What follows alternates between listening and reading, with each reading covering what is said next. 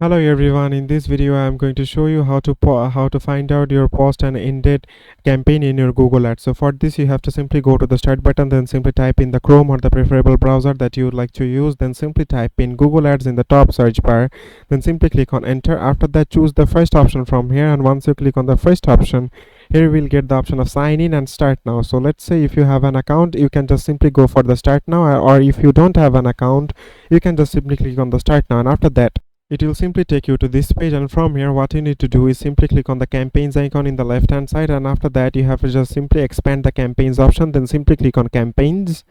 And here in the campaigns option you will get to see all the campaigns that you are currently running or post as well. So what you need to do is simply click on one campaign that you would like to check that it is stop or running, and once you select it like this, then here you will get lots of options in the top navigation bar. What you need to do is simply click on the edit icon from here, and once you click on the edit icon, here you can see that the enable option, pause option and remove option is already showing. So if you would like to enable it, you can just simply click on enable. You can also pause it, or you can also remove it as well. So it is as simple as that, guys. Thank you very much for watching this video.